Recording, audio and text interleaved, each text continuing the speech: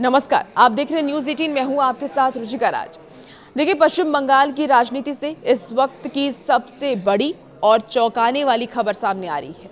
जिस diamond harbour model का बंगाल में डंका पीटा जाता था, वो आज फाल्टा की जमीन पर ताश के पत्तों की तरह ढह गया है। फाल्टा विधानसभा उपचुनाव के नतीजे ने सबको सन्न कर दिया है। बीजेपी उम्मीदवार देवांशु पांडा ने 1 लाख से ज्यादा वोटों के अंतर से एक ऐसी जीत दर्ज की है जिसने बंगाल की सियासत के सारे पुराने रिकॉर्ड ध्वस्त कर दिए। आखिर कैसे बीजेपी ने टीएमसी के इस गढ़ में सेंध लगाई है, चलिए इस वीडियो में समझते हैं।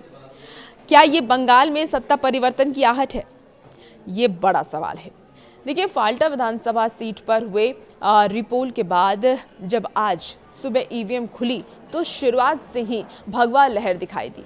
बीजेपी के देवांशु पांडा ने लगभग विशाल अंतर से जीत हासिल कर ली है। करीब 1 लाख के वोट का अंतर था दोनों की जीत के बीच। अब विपक्ष का हाल इस समय बेहाल है।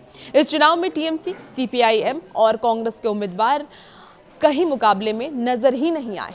फाल्टा जैसी सीट पर जो टीएमसी का मजबूत इलाका माना जाता था, वहां बीजेपी की ऐसी एक तरफा जीत ने राजनीतिक पंडितों को हैरान कर दिया है। इस जीत के बाद बीजेपी खेमे में भारी उत्साह है। बीजेपी नेता प्रदीप भंडारी ने इस पर कड़ा प्रहार करते हुए कहा कि ये डायमंड हार्बर मॉडल का अंत है। अब ये मॉडल क्या है, चलिए वो सबसे पहले आपको समझाते हैं। देखिए, डायमंड हार्बर मॉडल अक्सर टीएमसी के दबदबे और वहां की चुनावी रणनीति को कहा जाता है, लेकिन फाल्टा के नतीजों ने साबित कर दिया है कि जनता अब बदलाव चाहती है।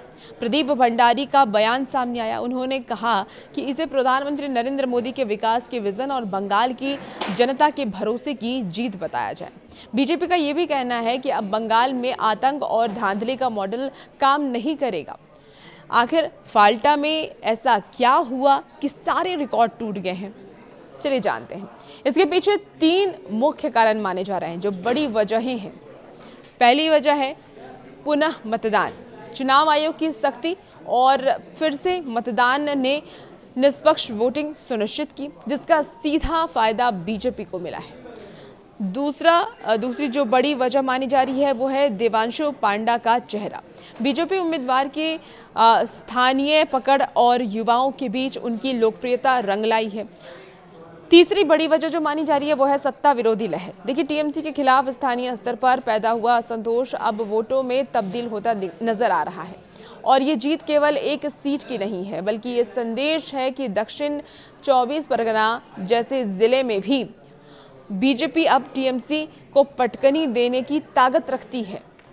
फाल्टा के इस नतीजों ने बंगाल की भावी राजनीति का ट्रेलर दिखा दिया है। 1 लाख से ज्यादा की लीड किसी भी पार्टी के लिए एक बहुत बड़ा बूस्टर डोज है। अब देखना होगा कि टीएमसी इस ऐतिहासिक हार पर क्या प्रतिक्रिया देती है और क्या बीजेपी इस मोमेंटम को 2026 के विधानसभा चुनाव तक बरकरार रख पाएगी। और भी ऐसी वीडियोस के लिए बने रहिए न्यूज 18 के साथ।